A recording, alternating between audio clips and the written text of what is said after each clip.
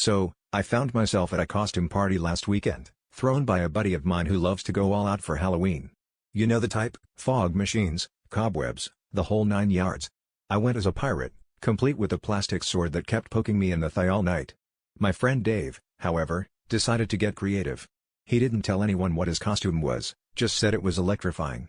Naturally, we all assumed he was going to show up as some kind of superhero because, well, what else is electrifying? When Dave finally arrived, he was wearing a giant cardboard box painted white with 2 black circles on the front. It was a little confusing at first, but the party was in full swing, and I didn't put too much thought into it.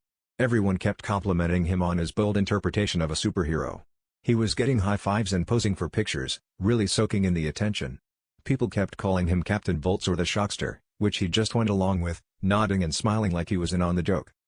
Things took a strange turn when a guy dressed as Thor decided to stage an impromptu superhero showdown.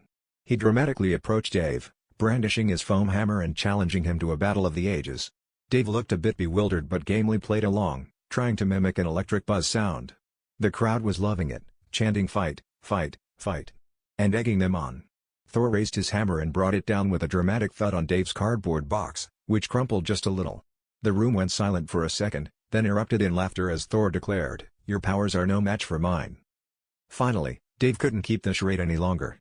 With a sheepish grin, he shouted over the laughter, "Guys, I'm not a superhero. I'm a power outlet." The room exploded with laughter as people finally realized the truth.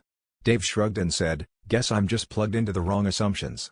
And that, my friends, is how Dave became the most memorable power strip at the party.